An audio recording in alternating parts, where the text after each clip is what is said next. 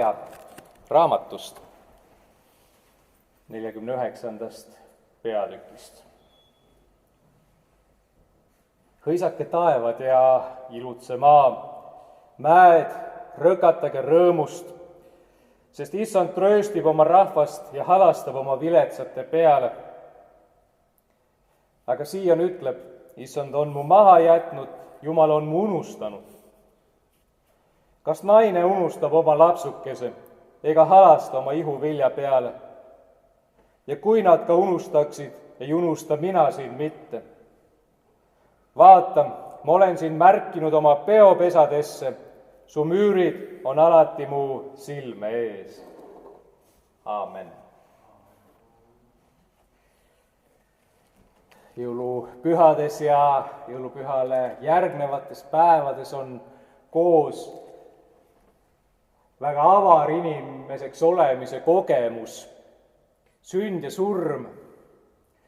Esimene jõulupüha ja teine jõulupüha, ühel pühitseme Kristuse sündimise päeva, teisel esimärter Stefanose surmapäeva. On imeline armastuse kuulutus, millega astus üles apostel Johannese päeval, ja imelik mahajäetuse sõnum, mida tõi esile eilne 28. detsember, süütalaste päev. Ja tänane püha, perekonna püha, võtab selle justkui kokku ja ütleb, aga see kõik ongi inimese elu. See on meie argipäev. See on üks osa meie igapäevaelust, meie inimeseks olemisest, meie perekonnast. Sõnum sõna lihaks saamisest, Jumala tulemisest inimeste juurde õpetab meid märkama, hindama ja väärtustama just nimelt argist, tavalist, kõike seda, mida meie ajalik ja materiaalne elu meile ka pakub, mis selle juurde kuulub. Seejuures ka kannatust, muresid, raskusi, vastusteta küsimusi. Inimeseks saanud Jumal ei pigista silma kinni inimese igapäevase elu väljakutsete ees. Pühakiri ei lähe mööda vastuoludest, mis tulevad esile usust ühelt poolt heasse, armastavasse Jumalasse ja igapäevaelu sageli traagilisest reaalsusest. Kuidas need kokku sobivad? Kuidas sobib sellesse armastava Jumala maailma ebaõiglus, süütu kannatamine? Eile pühitsetud süütalaste päev on siin väga ehedaks näiteks. Jumala pojaks nimetatu ilmale tuleku toob kaasa sadade süütute inimpoegade surma. Ühe perekonna rõõm ja õnn ja seal kõrval kümnete perede lein ja valu. Ühe ema lootus saab sadade emade silmapisaraiks.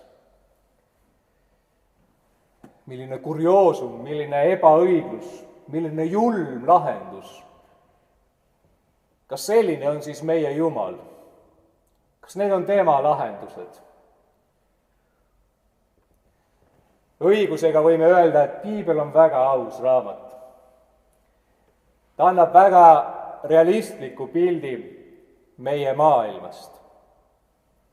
Just seepärast on piibli kaante vahel ka nii palju vägivalda ja julmust, ebaõiglust ja valu.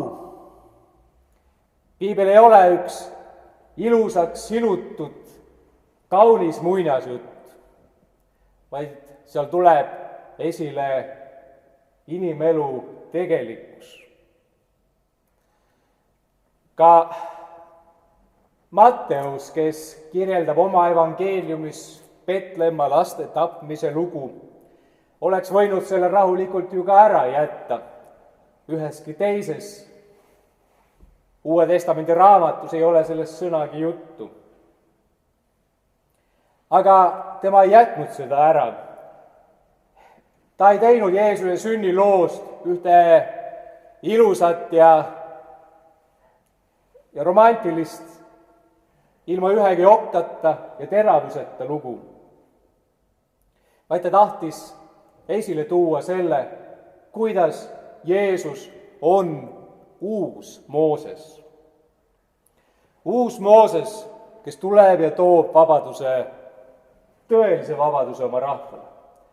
Nii nagu Moosese sündimisega käis kaasas paljude Iisraeli poeglaste hukkumine, nii käis see kaasas Jeesuse sünniga. Ja nii nagu Mooses tuli välja Egiptusest, pidi ka Jeesus alustama oma teed Egiptusest, kuhu ta koos oma ema ja isaga peale või enne Petlemma laste hukkamist põgenes. Kui me küsime, et kas sellised julmad lahendused, ebaõiglasena näivad olukorrad kirjeldavad meie Jumalat, aga kas selline siis ongi meie Jumal? Piibel ütleb, sugugi mitte. Aga selline on meie maailm, milles me elame. Ja just sellepärast me vajame selles maailmas eriti Jumala ligiolu.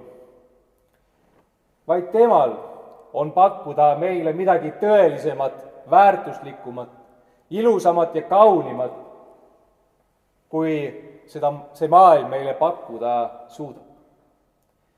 Tema tuleb siinse valu, kannatuse, ebaõigluse ja rahutuse keskele, et anda teistsugust rahu, teistsugust julgustust ja lootust. Jeesuse enda sõnadega, oma rahu ma annan teile, oma rahu ma jätan teile, mina ei anna nii, nagu maailm annab. Ärge ehmuge, teie süda ärgu mingu araks. Prohveti sõnum, mida kuulsime, kinnitab meile seda Jumala inimese lähedal olemist igas olukorras. Prohvet kasutab siin ühte imelist pilti Jumalast kui taevasest emast.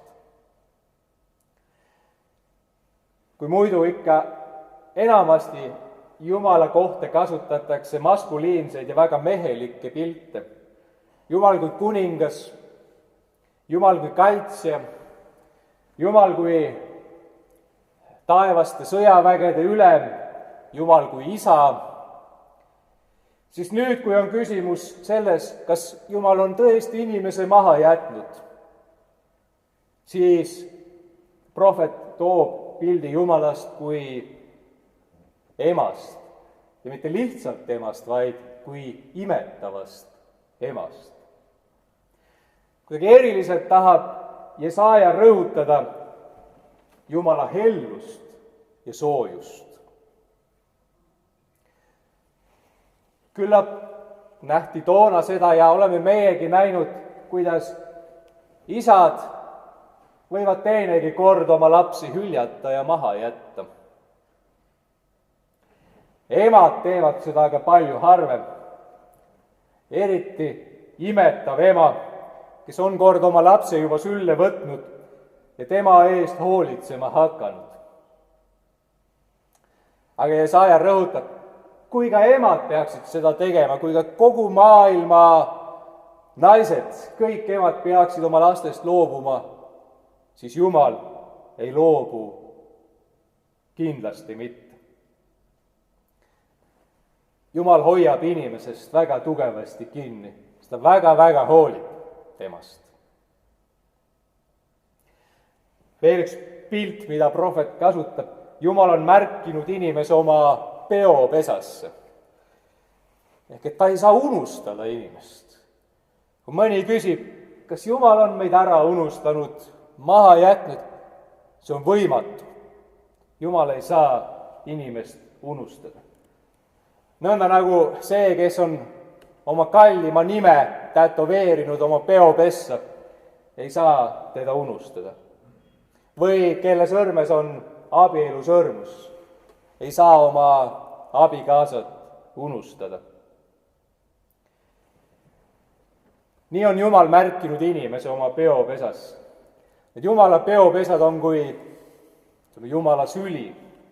Ta on võtnud inimese oma sülle, tõotanud teda kanda.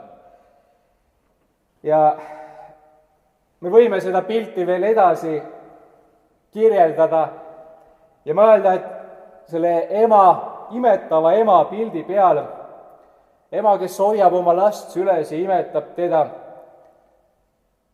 aeg-ajalt ikka kummardub veel lähemale sellele väiksele lapsele talle suud andma.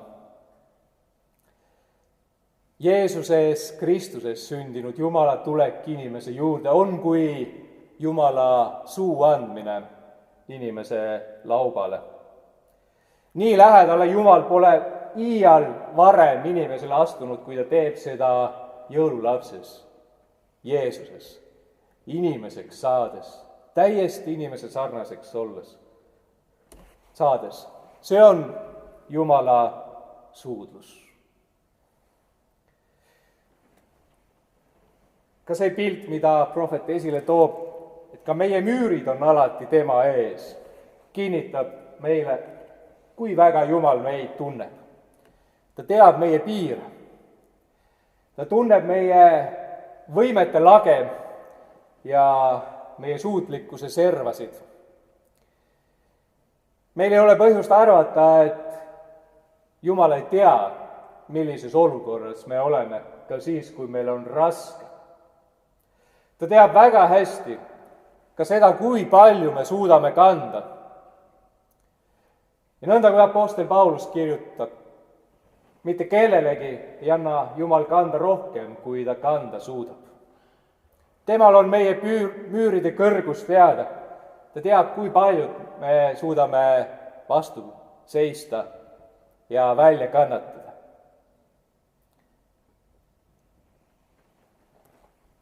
Jumal inimese ligi tähendab seda, et Jumal on inimesega koos. Nõnda kui ka ema ei saa ju viimselt oma lapse teelt kõrvaldada kõiki takistusi, kõiki raskusi, kõiki hädasid. Ja nii mõnigi haiget saamine kuulub kasvamise juurde. Nii on ka Jumalaga. Ka nende haiget saamiste ja raskuste ja takistuste keskel ema ei jäta oma last. Ta on tema jaoks alati olemas, valmis ikka lohutama, julgustama, trööstima. Nii ei käi ka Jumal meie ees, puhastades meie teed kõigist raskustest ja väljakutsetest. Aga ta on meiega kaasas meie teedel. Ta on, nagu Jeesuse kohta evangeeliumis öeldakse, Immanuel, mis tähendab Jumal meiega. Ta on meiega kaasas, alati valmis julgustama, alati valmis trööstima, lohutama, aitama. Kuulus vaga lugu kõneleb mehest ja Jumalast, mille nii toredasti luuletuseks vorminud ka Toomas Suuman. Suvepäeval liivaluitel merekalda peal mees ja Jumal kahekesi jalutasid seal. Olid juba hulga aega käinud sedasi, korraga mees üle õla vaatab tagasi. Vaatas taha, nägi pilvi, merd ja laineid mees. Nägi kahte jäljerada liivakalda sees. Ühed jäljed katkemata tee peal püsisid, aga teised vahel tulid, vahel kadusid. Mõtles mees, mis hakkan peale oma eluga. kui nii kaua olen pidanud käima üksinda. Küsis siis, oh armas Jumal, vasta mulle sa, miks mind siis, kui raske oli, võtsid hüljata? Miks mind jätsid meeleheites üksi kõndima? Miks mu kõrvalt halval ajal läksid ära sa? Vastas Jumal, armas sõber, palun andesta, et sind siis, kui olid väsinud, kandsin süles ma. Või nõnda, kui prohveti kaudu Jumal ütleb, vaata, ma olen sind märkinud oma peopesadesse, su müürid on alati mu silme ees. Aamen.